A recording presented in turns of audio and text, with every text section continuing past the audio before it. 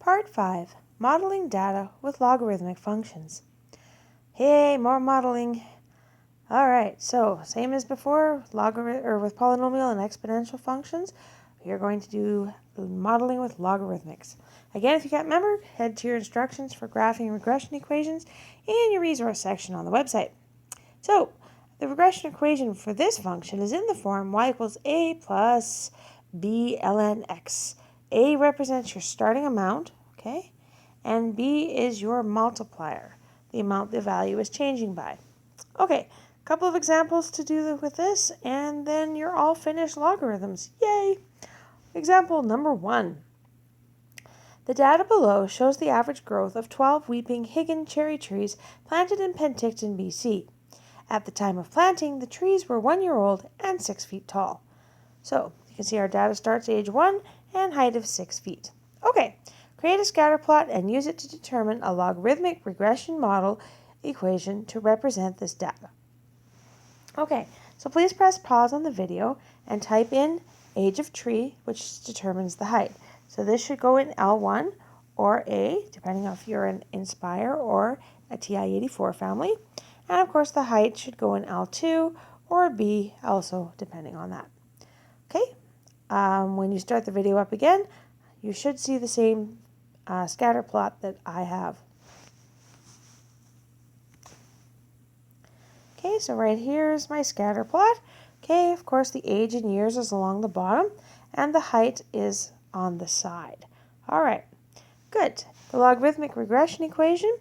Okay, so again, I typed that in and did my, I'm looking for logarithmic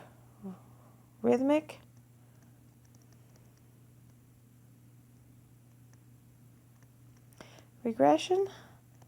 Okay, make sure you don't choose logistic regression because that won't give you the right stuff. All right, notice it has that form we were looking at, a plus b ln x, and you just have to worry about the values for a and b. Don't worry about any of the rest of that stuff, okay? All right, so let's put that back into our work on the previous page. Okay, so y equals, and again, I usually round these to hundredths, okay? So y equals 6.10 plus 6.11 ln of x. Okay, that's our regression equation. Part B, what was the average height of trees at 1.5 years to the nearest tenth of a foot? Okay, so what I did is I took my logarithmic function, which looks like this. Okay, so make sure if you're on an Inspire, you insert a page, and if you're on an 84, that you put that into your y equals menu, okay? Good, and then if you are on an Inspire, go to Menu, and then you want to press Trace, number 5, and I think it's Draft Trace, Menu,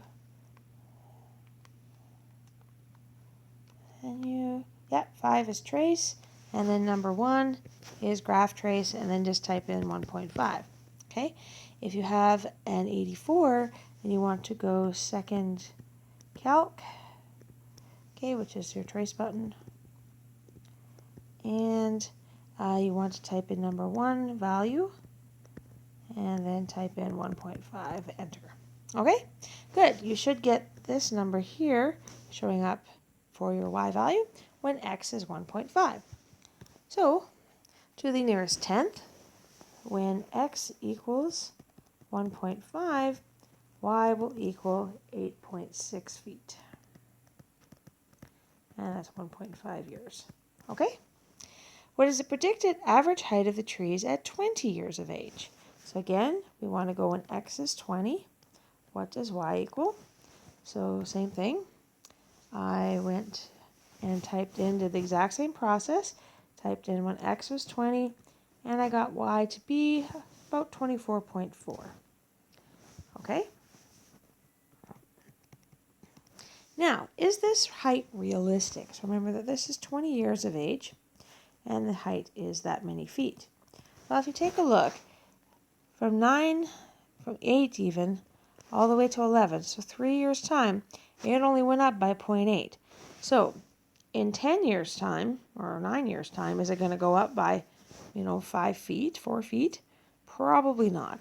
So this is an unrealistic expectation, as the last few years,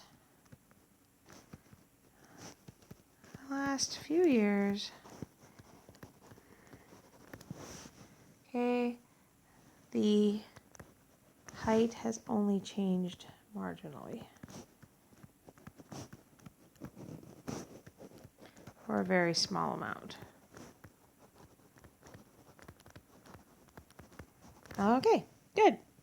Last part on this question. If the average height of the trees is 10 feet, what is the age of the trees to the nearest tenth of a year? Okay, so if I'm telling you that my height, or y, is at 10 feet, what is my x value? So again, to solve this graphically, okay, I would take a look at this graph here.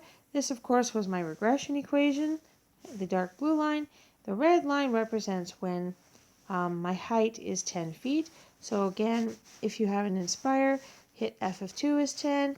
If you have an 84, type Y2 to be 10. And then again, you're looking for your point of intersection.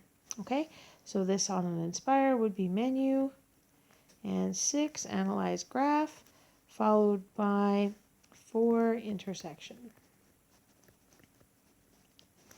Okay, good.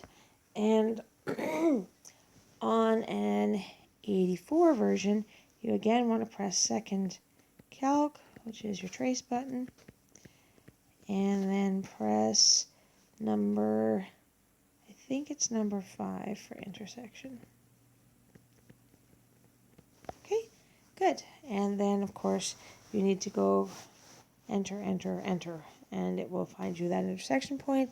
And for you guys on Inspires, just make sure your left bound's over here, your right bound's over here, and then it will tell you this intersection point.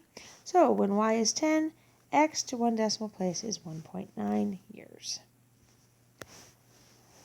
All right, x equals 1.9 years. All right, awesome. That's that one. Feel free to pause the video for a moment. Take the time to clear your lists, because we have one more example to do here, which is question number 2. So start a new document if you have an Inspire, and go second plus sign if you have an 84, and press number 4 for clear all lists. Okay, number 2. A group of students studied a photograph for 30 seconds. Beginning one day later, a test was given for each day to test their memory of the photograph. The average score for each day is shown in the table. So, day number 1, they only remembered 72.3% of what they saw the day before, and so on all the way down to day 7 at 58.3. Okay, part A, create a scatter plot and use it to determine a logarithmic regression model equation to represent the data. Again, round values to thousands. So your day is in L1 or A, and B, L2 or B is the score, because how many days later determines how much they remember still. Okay, again, pause the video, type this into your calculator, and get your scatter plot as well as your regression model equation and round it to thousands. Remember that y equals A plus ln, let's try that again, A plus B ln of x. So find out what A and B stand for. Okay, here's my regression, or my scatter plot for the scores. So the days on the x-axis, and of course your scores on the y-axis. Okay, they don't line up totally nicely, but they do kind of follow a nice logarithmic curve. Okay, all right. Of course, then you see my table and my days and my scores, and again my logarithmic regression equation, the values of A and B. Remember, we're supposed to round those to thousands or 3 decimal places, and again, don't worry about any of this residuals and coefficients, R values. Okay, so 73.09 and negative 7.31. Let's put that back into our equation. So A was 73, or thousandths, so that's 3, so 0.92 plus or actually I'm going to minus that. You can go plus, minus, or just subtract. B was 7.313 ln of x. Okay, great. Use your model to predict the average score after 2 weeks. Round answers to tenths. Okay, so again, if I have y equals a plus b ln of x, I can substitute. Now, this says 2 weeks, but of course this is in days. So that's the equivalent of 14 days. So I'm going to substitute 14 in place of x, because x represents my number of days. Y is my score.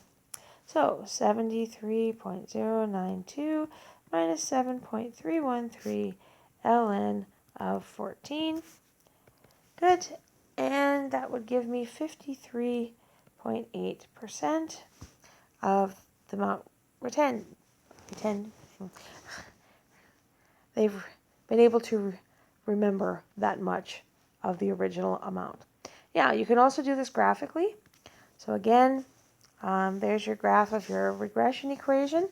And of course, at 15 or 14 days, okay, you can again type in when x equals 14, and it will show you that it's around 53.8%.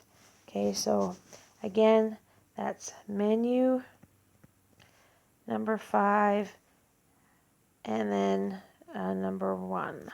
And then you type in x equals 14 if you have an Inspire. If you have an 84, you want to go second calc.